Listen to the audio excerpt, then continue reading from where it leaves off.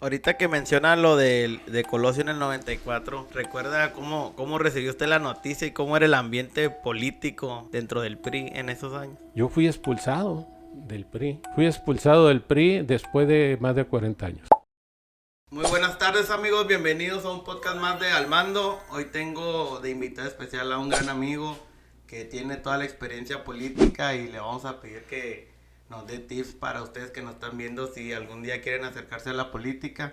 Él fue diputado local en 1992, diputado federal en el 97 o en el 94. 94 y otra vez diputado local en el 2007. no, pues toda una experiencia. Entonces, muy bienvenido, señor Humberto López Barraza, ¿cómo está? Muy bien, gracias. Gracias por la invitación. Ojalá podamos compartir algunos, ¿qué se puede decir? Algunos comentarios que sean importantes para el auditorio. Claro, pues empecemos desde el principio. ¿Cómo un joven entra a la política y en aquellos tiempos cómo se acerca un jovenazo a un partido fuerte en esos tiempos? Fíjate que yo soy de origen sinaloense. Yo llegué en 1970 a Mexicali y quiero decirte que en ese tiempo la primera votación que me tocó, yo ya la primera vez que mejor dicho voté aquí en Mexicali fue por Luis Echevarría Álvarez. Fíjate nomás, te estoy diciendo, hace 55 años he estado votando. Y por supuesto en aquel tiempo, pues nuestros orígenes son campesinos. Los campesinos de aquel tiempo votamos por el PRI. Yo no conocía otro partido que no fuera el PRI. Me acuerdo, vengo de un rancho que cuando iban a hacer algún mitin político era cuando me ponían los zapatos porque eran zapatos nuevos y no eran de diario. Nos bañaban, nos arreglaban y nos ponían el zapato nuevo. Y eso se me quedó muy bien grabado. Y se me grabó muy bien esa etapa de niño. Veía cómo le aplaudían, cómo le reconocían a los políticos antes. Los respetaban mucho, entonces yo traía en esa idea. Cuando yo llegué aquí, llegué a estudiar preparatoria. Yo estudié en una preparatoria nocturna, en aquel tiempo Francisco Gallego Monje se llamaba, arriba del edificio del campesino, era nocturna. ¿Qué año, perdón? Pues te estoy hablando del 70 y qué, 1, 72 por allá. Okay. Fíjate, ahorita acaban de hacer un centro comercial ahí, gratos recuerdos del edificio del campesino, ¿cómo se llamaba el edificio del campesino? Entonces, ahí estudié nocturna, posterior me fui a la universidad, a arquitectura, y ahí estuve un tiempo en la universidad. Luego terminé por allá en una escuela privada, nos fuimos a México a aventurar también en la política. Esa fue una ruta importante, pero ¿cómo te involucras en la política de joven? Fíjate, son las circunstancias. Me tocó estar ahí, me gustaba, yo en la secundaria pues fui presidente de la mesa directiva de estudiante de una escuela secundaria muy grande en Culiacán, Letic 23, ahí fui presidente, ¿no? Posterior a la prepa fui presidente también de la mesa directiva de alumnos y sucesivamente en la política de la universidad nos involucramos. En ese tiempo pues no traíamos partido. O sea, no traíamos partido, nomás lo que se escuchaba de la política, nos invitaban como jóvenes, otros jóvenes que ya estaban en el partido, nos invitaban a charlas, a jalarnos. Y entonces, en aquel tiempo hubo cuando estábamos en la universidad, un grupo de dirigentes de la universidad, cuando se vino la campaña de Cuenca, que le llamaban que era una imposición de un general muy mayor, se vino una gran batalla, una gran discusión por su candidatura y la gente del partido, que era la que coordinaba los trabajos de la candidatura de Cuenca Díaz, nos invitó a nosotros, a un grupo que le llamamos Grupo Universitario Morelos. Ahí hay muchos personajes de ese grupo que destacaron y destacamos. Entonces ahí entramos ya más directo a la política del PRI. Y ahí iniciamos a la participación. Claro, eran otros momentos a los actuales, no había tanta tecnología de la comunicación, había otro tipo, me acuerdo muy bien que tu papá, el primero que me hace una entrevista de joven fue tu padre. Entonces, Edmundo, y siempre le reconocí todo y siempre me acuerdo bien. Él tenía una columna política muy reconocida. Y que tú salieras en esa columna, carajo, ya decía, ya andamos en las ligas mayores, porque yo era un joven. Y ahí pues me hizo una nota muy interesante. Desde ese tiempo yo le guardé mucho reconocimiento. Y fuimos amigos hasta que falleció. En fin, esa es la política de jóvenes, entramos a la política. Claro, en aquel tiempo el PRI ejercía un caciquismo terrible, un caciquismo que había familias de políticos que decidían quiénes iban a ser los candidatos. Pues te digo, yo llegué a aspirar 3 veces a ser candidato a la presidencia municipal de Mexicali. Nunca tuve la fortuna, a pesar de que ganaba a veces encuestas, siempre nos dijeron, es que debe ser un empresario. Esa es la costumbre. Y sí, nos la llegaron a quitar, nunca tuvimos esa parte. Yo seguí luchando hasta que el partido en la derrota del 89, el PRI, la derrota del 89 cuando pierde Margarito Ortega, se abren otras condiciones a fuerzas, o sea, se abren las condiciones del partido a democratizarlo más. Una lucha que también muchos de nosotros hicimos, para que se tomaran en cuenta a las bases. A las bases para que las bases que opinaran quién les gustaría ser sus candidatos. Y llega el 92 y nosotros ya traíamos mucho trabajo de tierra, de campo. Se abren y trataron de evitar que yo me registrara, fíjate. No le voy a poner nombres. Mismos compañeros internos. Mismos compañeros. No nos dejaban a nosotros crecer. Yo ni siquiera me acuerdo a quien era mi jefe político en aquel tiempo, que era Rodolfo Fierro, eso sí lo voy a decir porque ahí crecí en gran parte de la política. Fierro nos decía, muchachos, todavía están muy jóvenes, aguanten vara, todavía pueden aguantar más. Y nosotros ya queríamos, ya andábamos cerca de los 40 años y no caía nada. Entonces se viene la consulta de las bases militantes del PRI y soy afortunado, le gano a viejos caciques en aquel tiempo, a viejos políticos, les gano la candidatura y posteriormente gano la constitucional.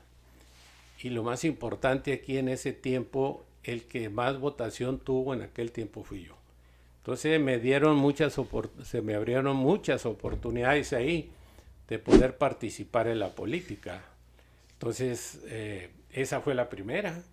Esa me dio la oportunidad de ser el coordinador de los diputados de mi grupo parlamentario, que era el PRI, y ahí hubo un crecimiento muy interesante. ¿Y recuerda cómo eran esas campañas políticas en los 90s? Sí, cómo no. Era el contacto directo con la gente. Yo duraba 9 horas conviviendo con la gente. Yo no salía del territorio de mi distrito si no saludaba mínimamente 800 gentes. Terminaba muy cansado, llegaba a mi casa, que como cuando el boxeador se va a la esquina, mi mujer ya me tenía un bote sí, a meter, valga la expresión, las patas, a relajarme y un masajito y a dormir, porque a las 5 o 6 de la mañana teníamos que estar. Yo caminaba 9 horas en campo saludando gente. Como no traía muchos recursos económicos, yo no tenía así como para pagar grandes carteleras ni propaganda. Dije, pues no me hacía cuenta. Si yo saludo 800 gentes diarias, y yo decía, no creo que me falle mucha gente.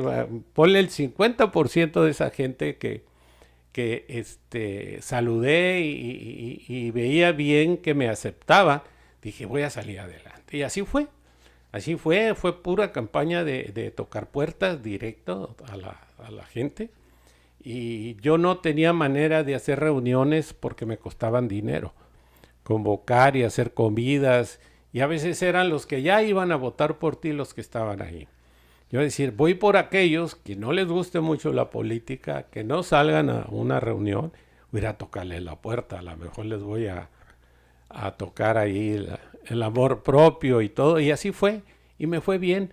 Y te hablé de 3 campañas de ese tipo, y en las 3 campañas fui uno de los que más votación ha tenido como diputados. ¿Qué papel cree que jugaba usted en esos tiempos, las brigadas, los mítines, visitar las casas a las líderes coloniales? ¿Cree que pesaba más antes que hoy en día?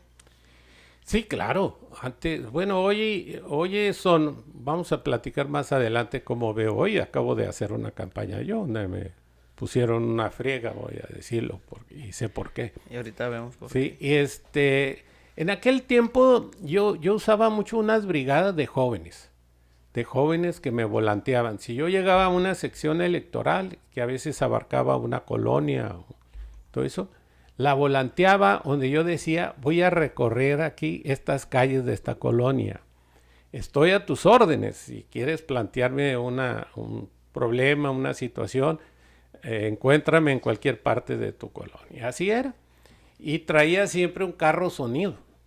El carro sonido, mientras yo andaba en una calle, el carro sonido recorría toda la colonia donde anunciaba mis propuestas y todo eso, y la gente se enteraba que yo andaba ahí. Llegó el momento que me funcionó muy bien me funcionó. La competencia en aquel tiempo era el PAN, el Partido de Acción Nacional.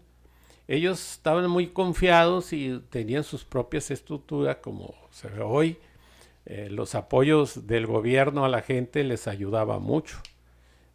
Atraían programas sociales donde amarraban muy bien el voto. Si te regalaba la gente esos iglú, esos, ¿cómo se llama? Esos rotoplas, era voto amarrado para ellos.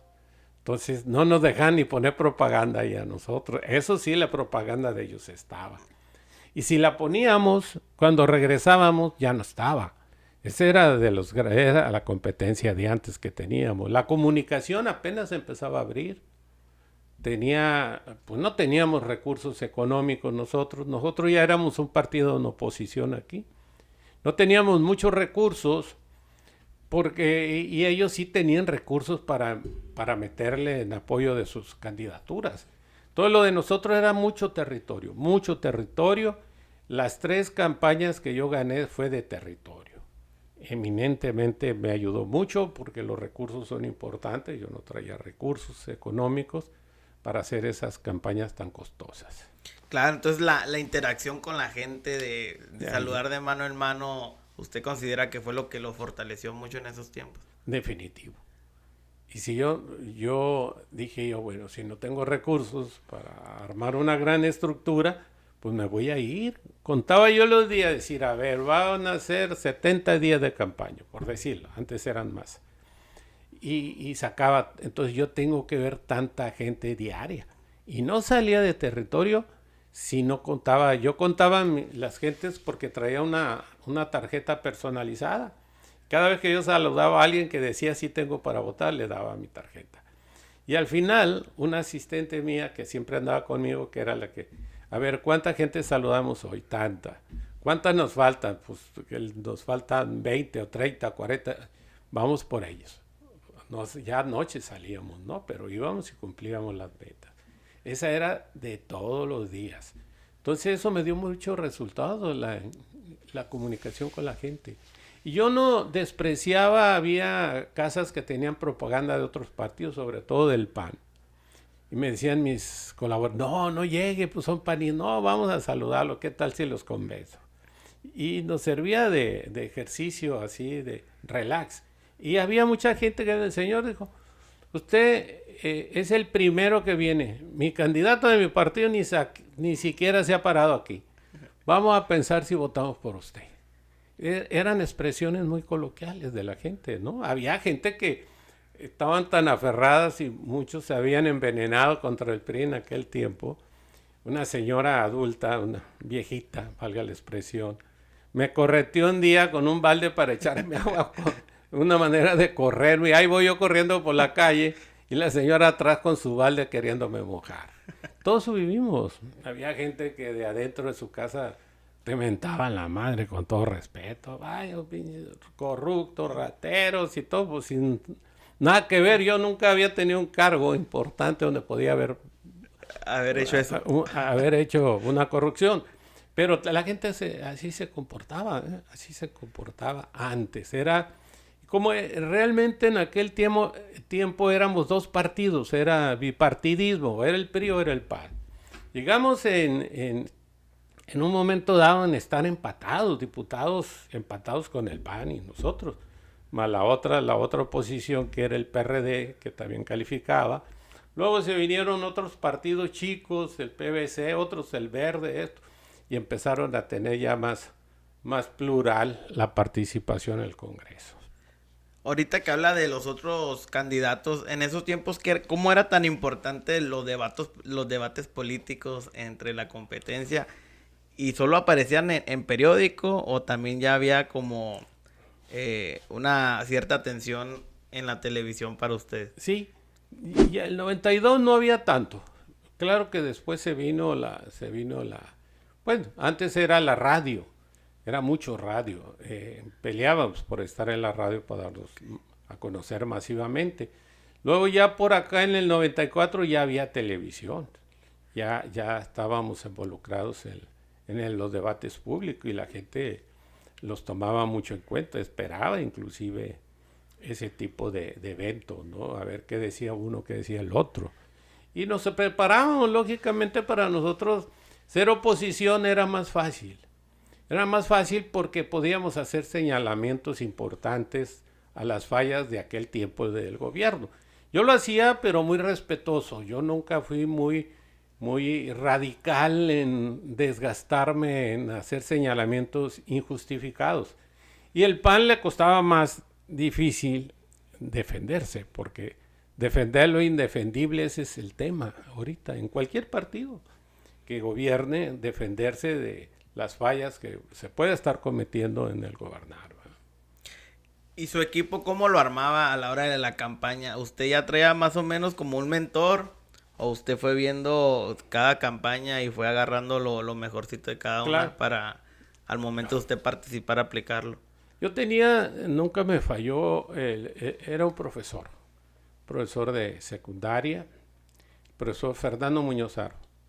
Él siempre fue mi coordinador, era un hombre tranquilo, paciente, era muy efectivo, tenía su calma, pero era muy bueno para producir lo que nosotros queríamos. Una agenda, él tenía que tenerme una agenda de trabajo diario, con un orden territorial que llamamos. ¿Cuántas secciones electorales tenemos? Pues tenemos 80. ¿Cuántas de esas 80 debo de ganar para ganar la elección? Pues que 60. Nos aplicábamos con esa prioridad a trabajar el 100% de esas 60 secciones electorales y dejábamos pendiente 20, que eran las más complicadas, donde no teníamos mucha manera de sacarle votos. Y trabajábamos y el profe era muy habilidoso en esa parte, ¿no? Me mandaba gente primero, la brigada rastrillo que le llamaba, que volanteaba toda la colonia donde yo iba a andar previamente, así es que cuando yo llegaba a la colonia, pues ya me conocía la gente, ya sabía quién era, Humberto López Barraza. Entonces ahí empezamos a hacer contacto con la gente, ¿no? Esa fue la primera vez, ya la segunda vez era más fácil, la tercera ni se diga. Entonces, yo ya era más conocidillo, ya era más fácil para mí así.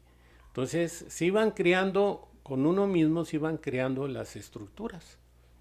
Como yo era diputado local en 92, que fue la legislatura 14, yo me dediqué mucho a ayudar a la gente.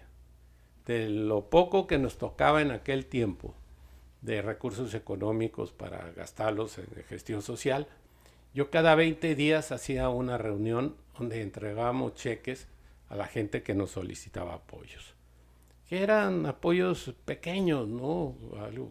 Para inscribir a su hijo en la secundaria, en la prepa, o pagar el agua, pagar la luz, algunas recetas médicas, en fin, todos esos apoyos que me daba la oportunidad a mí para multiplicarlos y apoyar a la gente. Y yo me dediqué mucho a eso. Había compañeros míos que me decían, ¿para qué gastas? No, como que pues, le toca a ellos, este recurso de ellos, y era la única manera que podía yo ayudarles, aparte de las gestiones que uno hace como diputado, ¿no? O sea, hay que tocar la puerta de la SED para que no abuse con persona, y sucesivamente los recibos de la luz eran muy recurrentes y así. Una gran gestión, yo me dediqué a una gran gestión. Me ayudó mucho porque yo construía para la siguiente elección o campaña, como tú quieras, me ayudaba mucho. Antes de hablar ya como ser diputado, si para los que no conocemos muy bien la política, ¿cómo se divide el equipo o qué tipos de equipos se hacen en una campaña? ¿Se hace una estructura electoral? ¿Se hace una estructura para dar publicidad?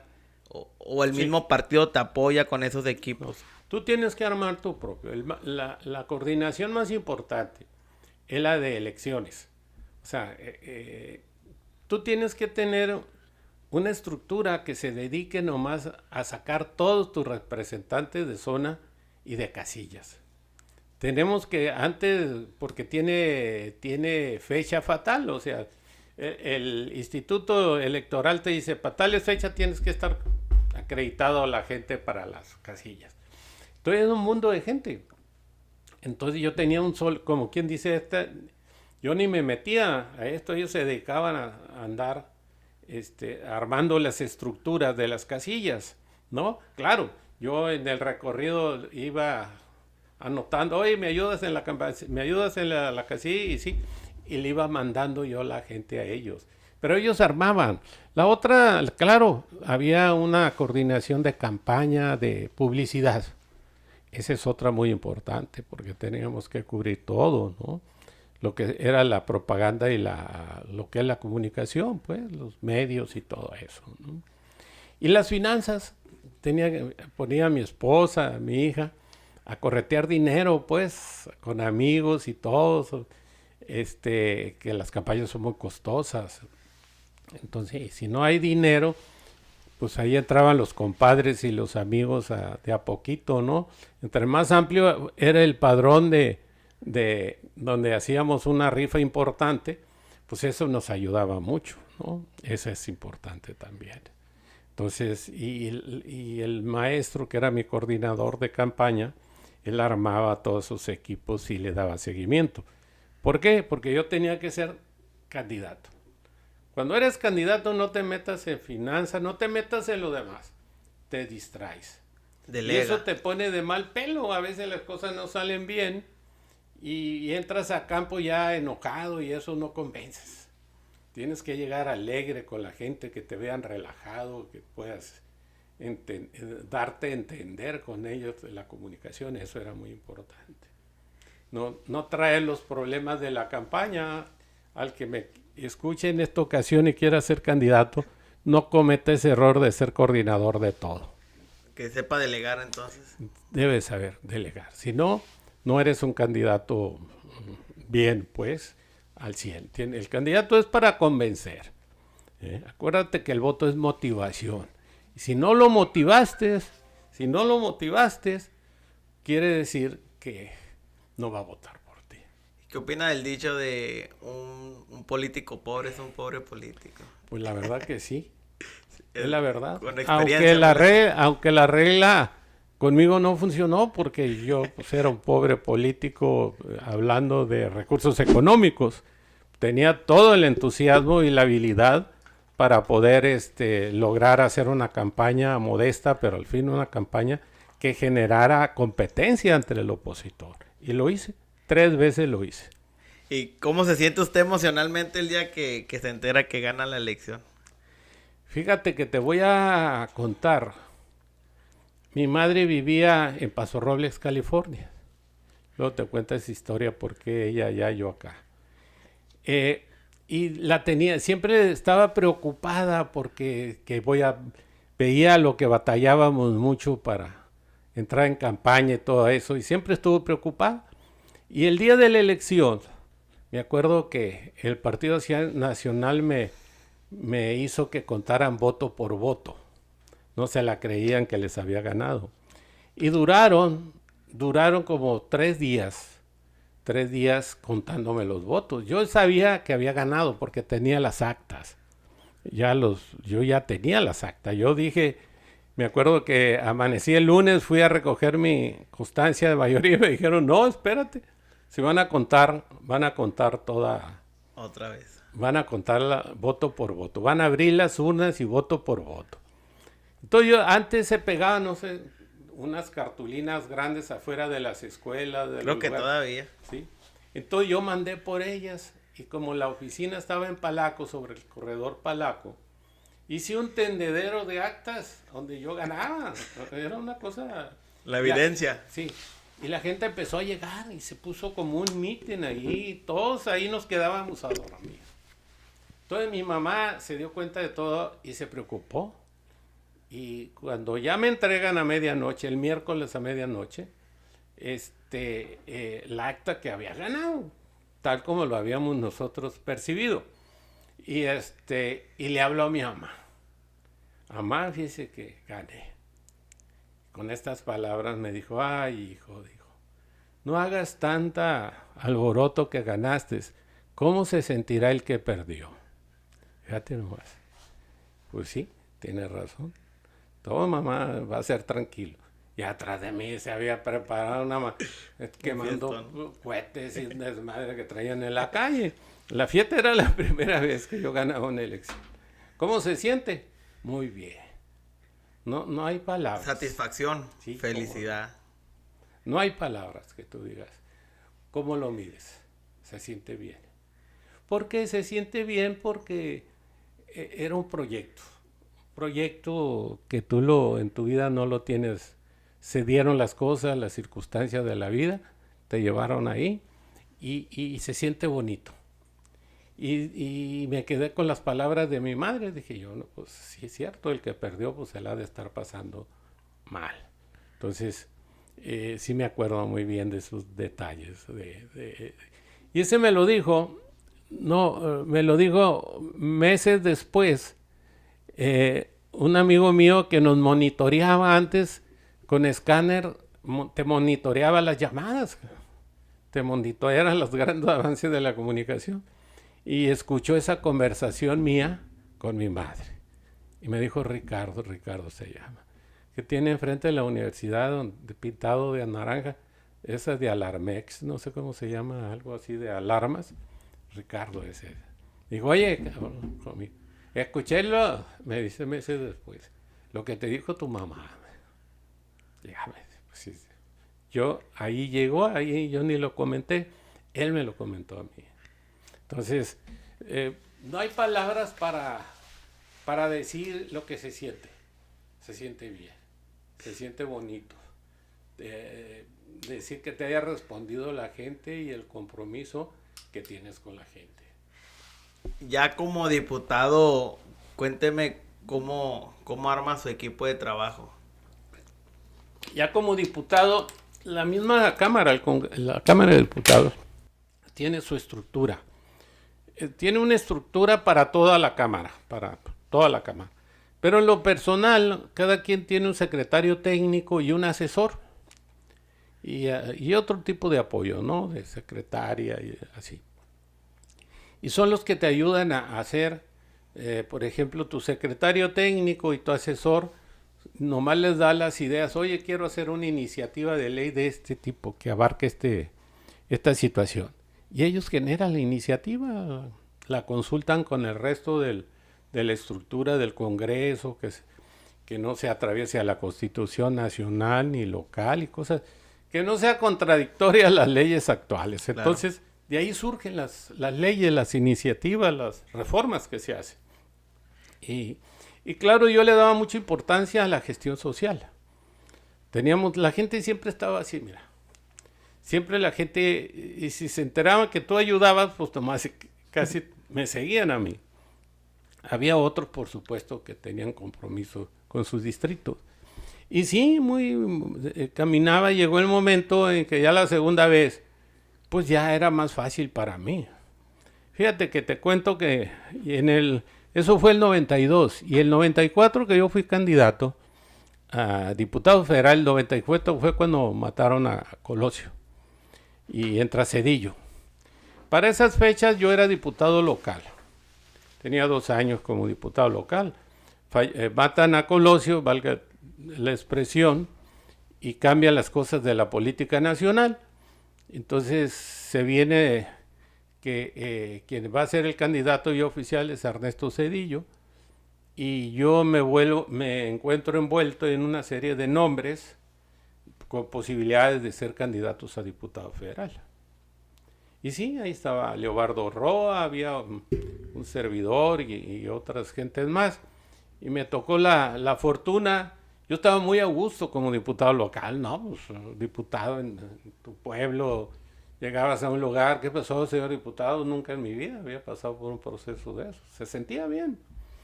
Y me dicen, oye, pues vas a tener que dejar la diputación local y vas a ser candidato a diputado federal. No, hombre. Dije, pues sí, pero otra vez, ya no estaba tan pobretón en ese tiempo, tenía manera todavía, ya tenía con qué. Pero en la primera campaña te platico que yo hipotequé lo que tenía, carros, casa, para poder librarla y sacar la campaña. Le decía yo a mi mujer, pues si pierdo, pues voy a perder a todo, pero si gano voy a recuperar lo que estoy hipotecando y aparte pues nos va a ir bien. Y así fue, gracias a Dios. Y en la Diputación Federal, pues ya era una campaña más holgada, pero yo trabajaba más. Yo me habían echado a mí un gallo de la oposición, un compañero que había sido candidato a presidente municipal de Mexicali por el PAN, Lostanao creo era. Y me lo echaron, dije, ala, sí, está pesado. Está bueno el tiro. Está como el Canelo y yo en ese tiempo, ¿no? Está bueno el tiro. Entonces me apliqué, hice un campañón, me metí así de cansancio. Y sabes una cosa, que el resultado, fui el número 1 en el país. Yo gané esa diputación con 98,753 votos. ¿Era toda la baja? No, era nomás en el distrito, que me tocaba el distrito que era 4 federal. ¿Que abarcaba solo Mexicali? La mitad de Mexicali. Ok. Fíjate. ¿Tú crees? Con eso se gana la alcaldía y en ese tiempo tuve esa votación. Hasta el Senado hubiera ganado. Sí. Sí, ¿verdad? Fíjate, y eso otra vez me convirtieron en el coordinador de la fracción parlamentaria del PRI en la Cámara de Diputados Federal. Son de las satisfacciones, pues valió la pena el esfuerzo, fue importante. En ese tiempo ganamos todo, acuérdate, fue realmente una votación interesante en todo el país y en Baja California me acuerdo que ganamos todo. La otra compañera fue Martina Montenegro, que fue la otra mitad de Mexicali, pero yo tuve más acá, ella más compacta, eran menos casillas y también ganó todo ella. Y fue una elección interesante. Ahorita que menciona lo de Colosio en el 94 y usted estando en el PRI, ¿recuerda cómo recibió usted la noticia y cómo era el ambiente político dentro del PRI en esos años? Claro, traíamos mucho entusiasmo por la campaña que venía y de quien se trataba. Ya muchos de nosotros ya habíamos tratado a Colosio mucho antes, porque había estado en el PRI y todo eso y nos visitaba permanentemente. Entonces, para nosotros nos cayó una cosa, ¿cómo se dice?, extraordinaria de tener un candidato como era Colosio. Yo estaba bien metido, yo era diputado local en ese tiempo. La fecha que lo mataron, al siguiente día nosotros le hacíamos un evento grandísimo en el auditorio de aquí. Lo estaban esperando. Lo estábamos esperando. yo me acuerdo que a mí me tocaba, pues, movilizar gente para ese evento, ¿no? Y andaba como a las 5 de la tarde con alguien más en mi carro cuando escuchamos la noticia. No, hombre, fue un balde de agua fría lo que le pasó a Colosio y pues entramos en un caos en ese tiempo difícil, complicado, todo pues, que qué iba a pasar y qué está pasando, ¿no? Entonces me tocó vivir todo eso me tocó vivir. Posterior a todo eso me tocó ser el candidato junto con Zedillo a la Diputación Federal. Había muchas especulaciones en esos momentos. Sí, claro.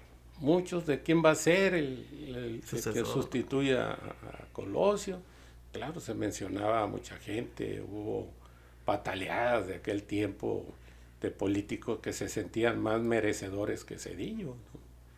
Y al final pues fue Zedillo el candidato y pues a darle, a trabajar duro. Yo creo que eso nos puso más a meternos más a la campaña, todos los que anduvimos ahí trabajando para ganar la elección.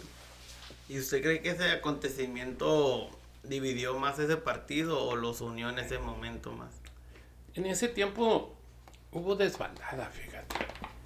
Fue Camacho Solís, era del partido y aspiraba a suceder a Colosio y pues no fue. Fue cuando se fue al PRD y se fue para ser candidato a la regencia de la Ciudad de México. Ahí estaba Ebrard, estaba Camacho, todo ese grupito estaba en el PRI y se fue a la izquierda, ¿no? Fue en aquellos tiempos así se... Sí, hubo mucho movimiento político entonces en esos años. Sí, hubo mucho. Pero hubo un voto muy interesante, un voto moral, porque la gente, pues, lo que le pasó a Colosio lo sentía mucho la gente. Lo veía como un sacrificio. Entonces, todo eso, pues, hasta cierto punto nos ayudó a nosotros. Nos ayudó un poco a que fuéramos una votación más importante. Entonces, me tocó vivir, en ese tiempo, fíjate, tengo que contarlo, fui al inicio de la legislatura, que fue la 56, en la Ciudad de México, hubo una muerte, que era el coordinador de nosotros, sin antes haber entrado ya en funciones como Cámara, fue asesinado, Francisco Ruiz Massieu. Ruiz Massieu lo asesinaron saliendo de un desayuno con grupo de diputados que íbamos a entrar con él. Yo me iba a ir en el carro ese, íbamos 2 personas con él. Iba a ser Heriberto Galindo, que sí se fue, y yo que íbamos a ver lo de la coordinación del grupo parlamentario. Así estaba la agenda. O sea, íbamos a desayunar, íbamos a bajar irnos en el carro de él para tomar el acuerdo, Heriberto Galindo de Sinaloa y yo de Baja California. Y fíjate lo que me pasó, el avión se me retrasó en Guadalajara y no llegué. No llegué al desayuno, nunca llegué a la cita. Me enteré, ya aterrizando acá en México, que había sido asesinado. Y yo iba a ir en ese carro. Muy probable le hubiera tocado. Pues dice Heriberto, después yo platiqué, oye, pues ¿cómo estuvo difícil? Sí, me dijo. Se le entrampó el arma al amigo No alcanzó nomás a matar a Ruiz Massieu. Y pues, ¿cómo quedaría él? Estaba todo, me acuerdo que Heriberto amarillo. Era gordito, y lo vieras ahora, así, delgadito y todo eso, le dio diabetes. Y de todo, man. Y ahí iba a ir yo. Señor Humberto, entonces usted estuvo en los años más turbios políticos de México. Sí, pues me tocó, yo creo que me tocó el incremento al IVA, me tocó toda esa lucha que se dio en la oposición, que la oposición lo hacía, ¿no? Después de ahí yo fui presidente del PRI del Estado. Fui presidente 3 años, yo creo que en la galería de presidentes yo soy de los únicos que cumplió el periodo, porque cuando yo era diputado federal me lancé en la campaña Y le dije, yo no voy a, mientras yo sea presidente, si yo gano y soy presidente, no voy a aspirar a ningún cargo, siendo presidente. En su tiempo eran 3 años. En ese tiempo estaba la oportunidad de haber sido yo candidato a presidente municipal. Y me lo ofreció el líder nacional, me dijo, prepárate porque te vas de candidato. Y yo le dije, señor presidente, con todo respeto, yo hice una promesa a mis compañeros consejeros que mientras yo estuviera como en mi periodo de presidente, no iba a aspirar a nadie. En aquel tiempo era Mariano Alcocer. Y me dijo, oye Humberto, ¿es en serio? Me dijo, ¿es en serio, presidente? Bueno, te doy una semana para que me contestes. Bueno, señor, por respeto, en una semana de dolor. ¿La misma va a ser? Y le dije lo mismo. Y metieron a otro y perdió. Posiblemente yo hubiera ganado. Traía buena viada yo en ese tiempo.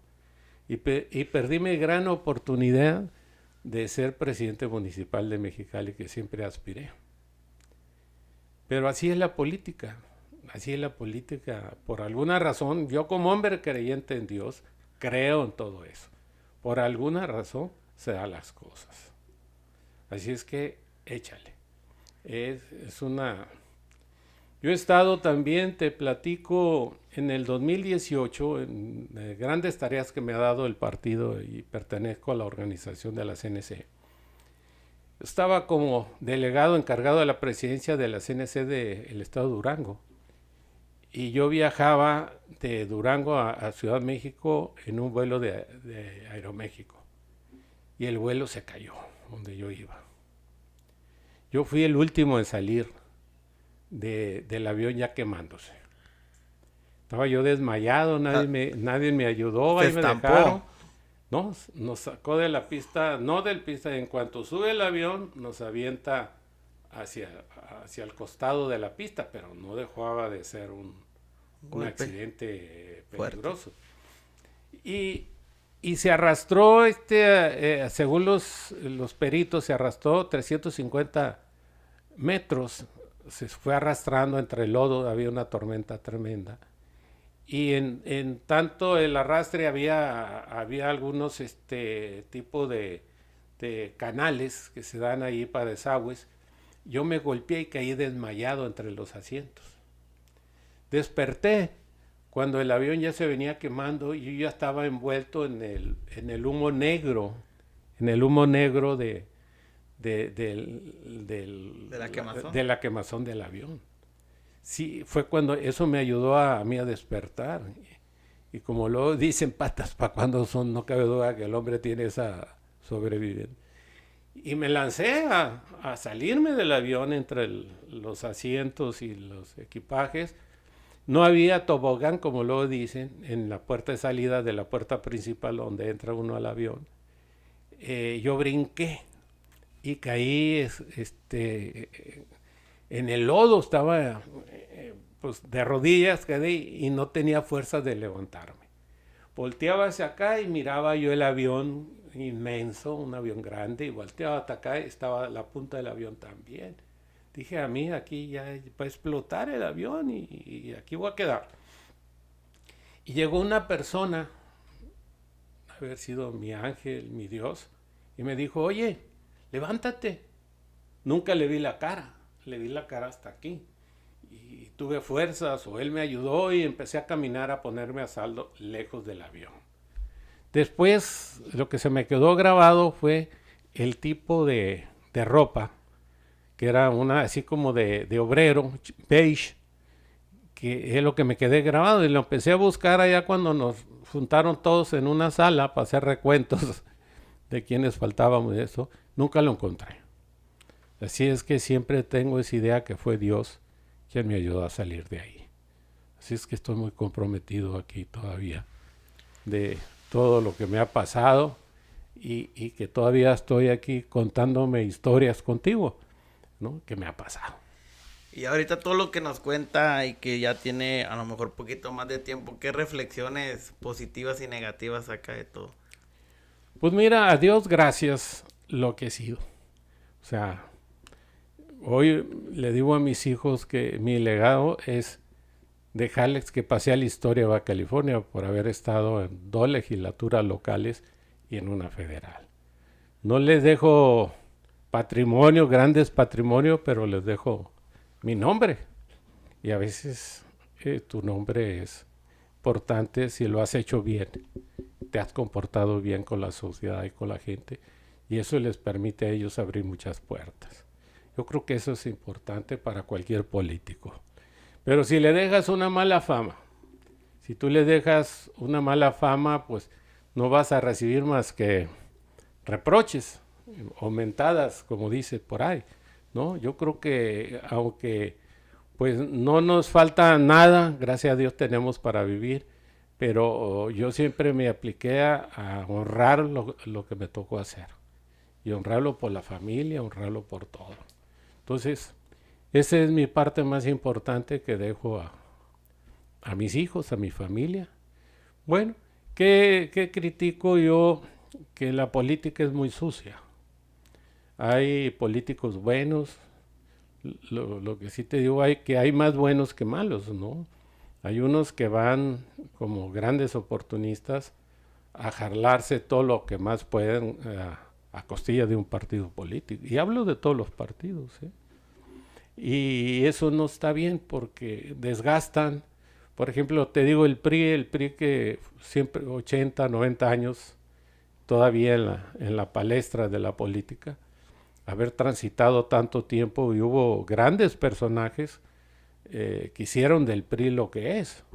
Pero sin embargo, así como ellos llegaron otros como actualmente a destruirlos, a acabarse lo grande que fue, acabárselo, a desgastarlo como lo están haciendo actualmente. Y eso pues la gente no lo ve bien, ¿no? Yo fui expulsado del PRI. Fui expulsado del PRI después de más de 40 años.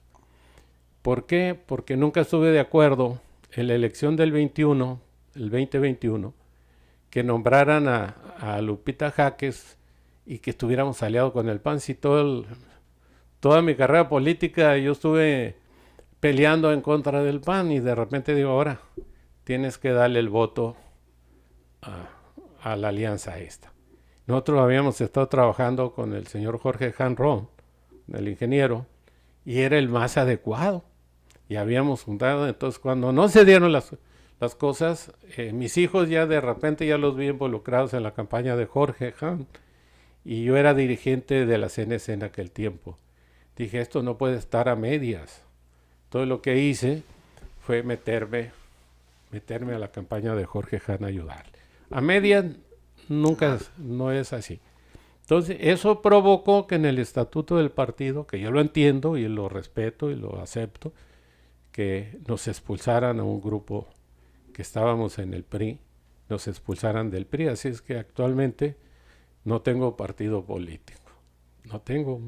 Tengo un proyecto político para gobernador y eso pues, todavía no te puedo decir los datos, pero en otra ocasión que me invites, claro, a lo mejor ya tengo oportunidad de decirte quién es. Pero sí estoy en un proyecto a gobernador. A un proyecto a gobernador y ahí estamos trabajando a ver cómo nos va. No para mí, con otra persona. Sí, para apoyar a alguien. A un movimiento, ¿verdad? Sí. Y me acuerdo esa del 2021, esa campaña que pues el ingeniero sacó, no recuerdo, estando ya con el partido que se fue, sacó el 30% de los votos, no recuerdo. Lo que vi es que si hubiera estado él en vez de Lupita Jones, hubiéramos ganado. Fácil. Si le hubiéramos dado la pelea a Marina. Jorge era buen candidato. Y nomás que no lo quisieron los panistas, no lo aceptaban. Fue un error, un grave error, que se está pagando, lo están pagando ellos mismos, porque pues nosotros ¿qué ganamos? Nosotros los que se involucran ahí son los grandes intereses, ¿no? ¿Usted cree que aquí en Baja California, no hablando de todo México, sino de Baja California, cree que los mismos priistas se acabaron entre ellos? Sí. El mismo partido. Sí.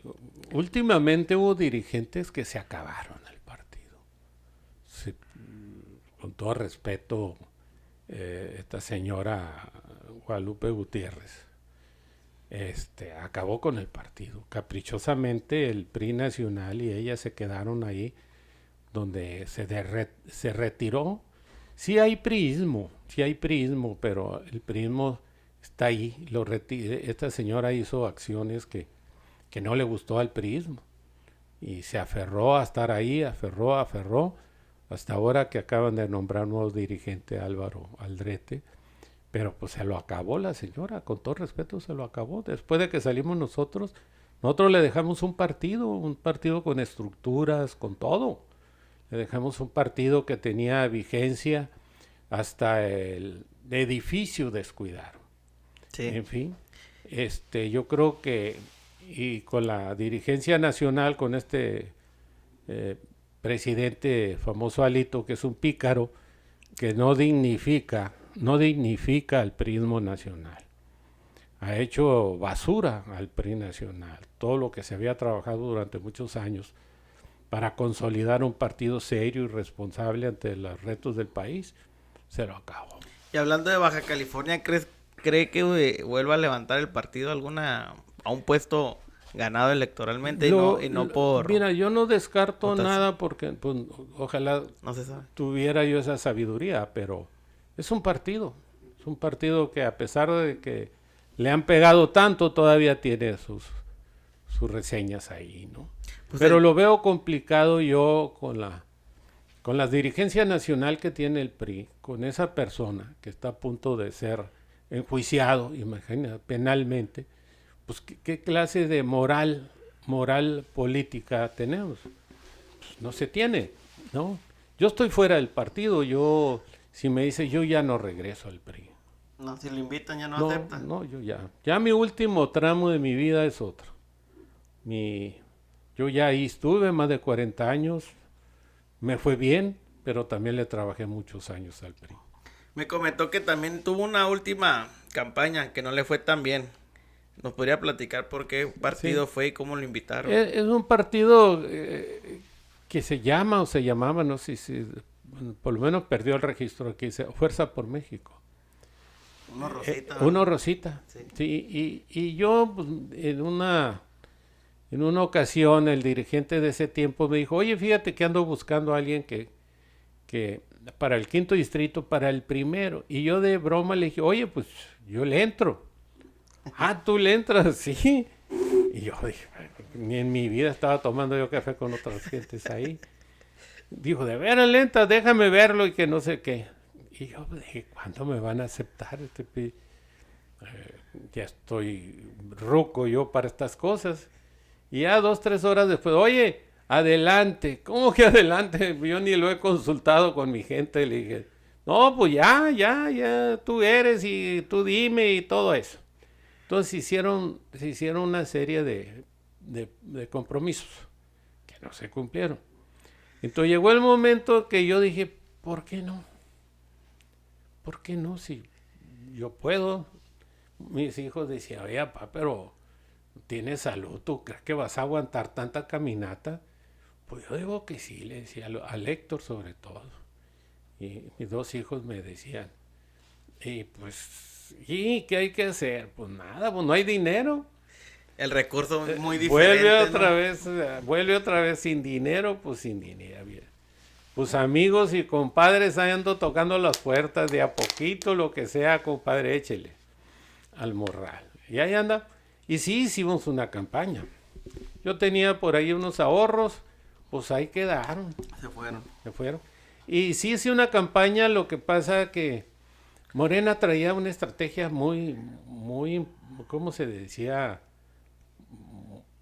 Muy buena, muy arrolladora. O sea, ellos tenían una estructura que no era tan fácil movérsela. Te voy a decir, yo 3 veces pasé por ese distrito, hice estructuras entre familia y compadres y comadres que dejé ahí de liderazgo.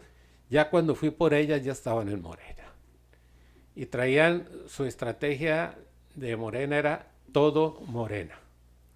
O sea, quiere decir que aunque no quisieras a uno, ibas a votar todo Morena. Donde estuviera, esa era la estrategia.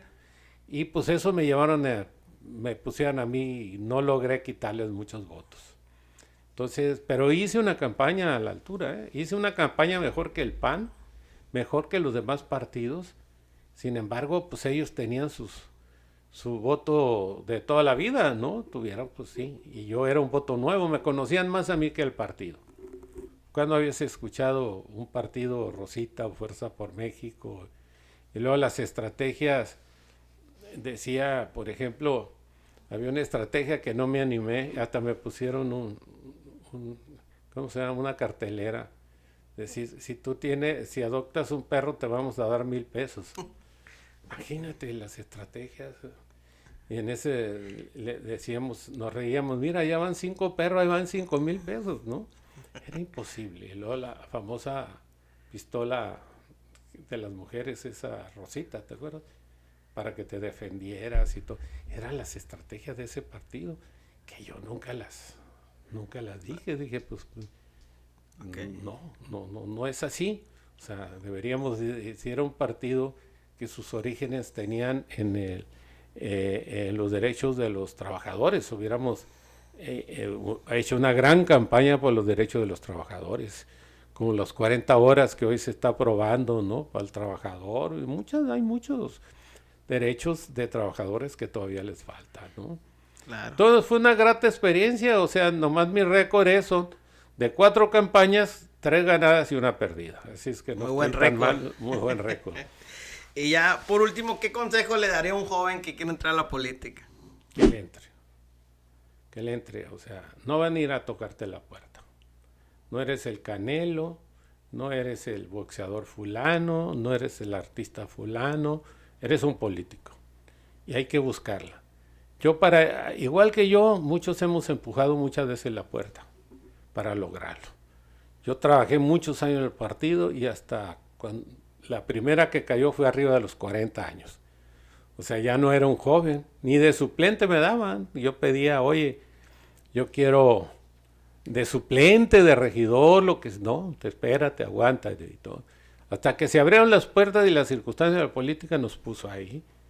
Y gracias a Dios fuimos beneficiosos en esos tiempos. ¿Qué debe de hacer un joven? Es participar. Siempre les he dicho yo que cuando quieras aspirar a algo, lo que debes de hacer es alzar la mano. Yo también quiero. Yo quiero participar. Y pruébate ante a quien te pongan.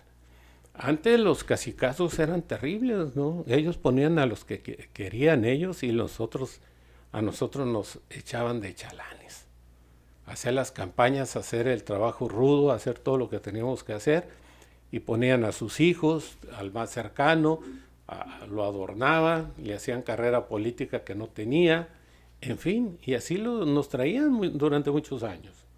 Hasta que despertamos y empujamos, alzamos la mano y no a la primera, a la segunda, a la tercera, a la cuarta, las veces que sea necesario hay que alzar la mano para querer hacer algo. ¿Cree que hoy en día hay más oportunidad para los jóvenes en la política? Creo que sí. Hay un partido nuevo en el poder. Le hace falta gente. Yo veo que le dan mucha oportunidad. Pues la gobernadora es muy joven y muchos de los que están en el Congreso son jóvenes. Creo yo que el partido que está en el poder no va a ser tan fácil que sacarlo. No, cada día se amarra más por los trabajos que está haciendo y que yo comparto. La justicia social es la justicia social. Y lo han hecho bien ellos, lo han elevado a rango constitucional y eso está bien. De que hay oportunidades, hay muchas oportunidades. Sobre todo en Morena. Yo veo un partido echado más moderno, partido más moderno, más actualizado en la lucha social, ¿no? Los demás se quedaron el PRI, el PAN se han quedado, ¿cómo se dice? Sofocados, yo les digo. Y no tienen cuadros, ¿verdad? Pues, no hay algún candidato que se vea fuerte. Sí, no hay, no los veo yo. Inclusive entre ellos andan con diferencias terribles, ¿no? Generacionales, yo los veo ahí como que no no comparten las mismas ideas, ni las mismas luchas, ni nada de eso, ¿no? Entonces, este partido, si logran... Los errores de Morena es... Hay un viejo dicho que dice, mientras la carreta camina, las calabazas se acomodan. ¿Qué quiere decir? Eso le está pasando a Morena. O sea, poco a poco se va quedando lo que vale la pena y se va yendo lo que no sirve. Y creo que por ahí va la cosa de Morena. Muchos van a salir, muchos, y muchos van a entrar porque la campaña que trae la presidenta dice, aunque somos millones, uno más, bienvenido.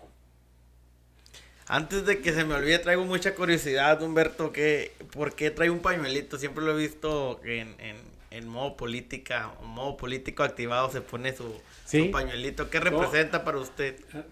Representa mi personalidad. Desde la primera campaña, andar entre la gente. Antes las campañas eran de pleno, empezaban apenas en mayo, junio, julio, andábamos todavía. El mero verano, ¿no? Y sudaba. Entonces me sudaba y me ponía el pañuelo sin amarrar. Y se me caía y todo eso. Y al final una líder, espérame tantito. Y me lo amarró así.